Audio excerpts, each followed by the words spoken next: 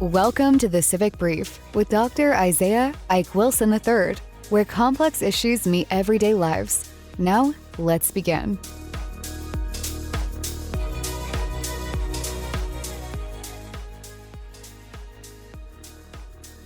Travelers, you've just heard Susan Eisenhower reflect on her grandfather's principles. Now let's bring that wisdom forward into the lens of compound security.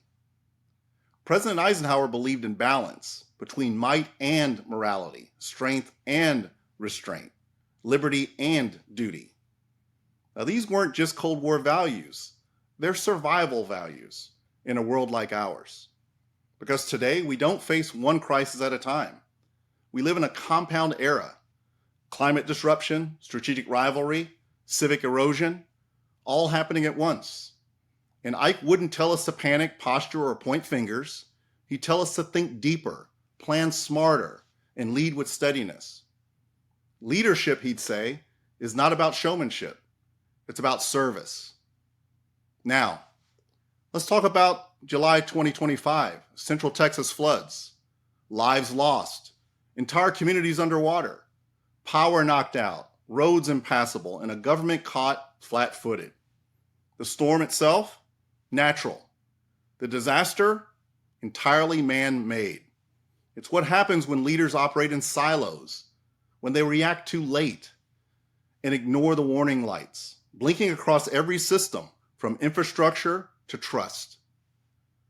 But here's the thing. It didn't have to be this way. Let me pause here and explain something. The WISE way isn't just a framework. It's a strategic methodology I developed over decades in national security, diplomacy, and leadership education.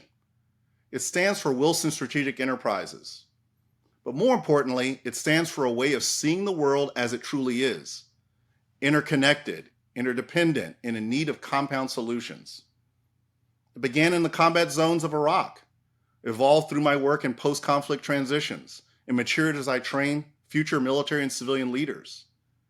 It's built on a simple but powerful principle. Defense, diplomacy, development, and commerce must be integrated, not just coordinated, if we're going to survive the age of convergence, because whether the threat is a terrorist cell or a rising sea, the response must be whole of society. Folks, that's the WISE way. Now, let's return back to this application to the Central Texas floods, July 2025. Folks, we've been thinking the WISE way, we would have seen this flood not as a weather event, but a chain reaction waiting to happen. Here's what that looks like in real terms, through a WISE lens. Before the rain fell, we'd have had real and digital scouts mapping vulnerability. Not just flood zones, but nursing homes, trailer parks, low-income neighborhoods. Before the rivers swelled, first responders, police, fire, guard, civic leaders, they would have rehearsed the response together. They would not have met for the first time at the Emergency Ops Center. Before the headlines, trust would have already been built. So when the alert came, people would have known where to go, who to trust, and why they mattered. Folks, that's not big government. That's compound governance. That's resilience rooted in trust. Now, it's important to have a bit of a retrospective because this month is Hurricane Katrina plus 20 years. And 20 years later, as we mark that anniversary, that sad anniversary, we have to ask the same hard questions. Because Katrina wasn't a hurricane. It was a compound failure. Failure of levees, failure of logistics, failure of leadership, failure to value Black lives, poor lives, and old lives. And 2 decades later, let's ask ourselves, have we really done better?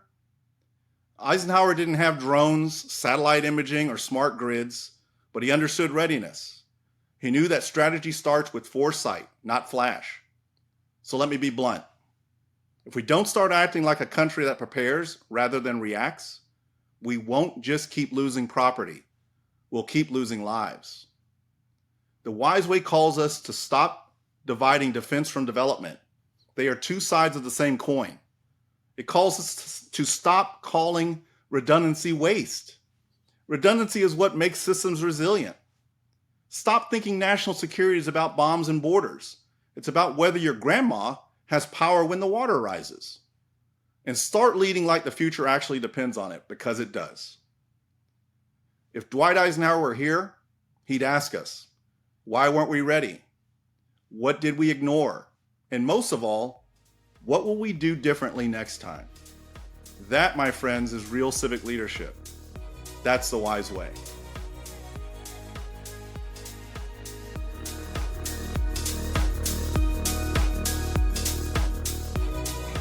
Thanks for tuning into the Civic Brief. Got questions, insights, or ideas? Join us at thecivicbrief.com to continue the dialogue. Subscribe, share, and be part of shaping the future, one brief at a time.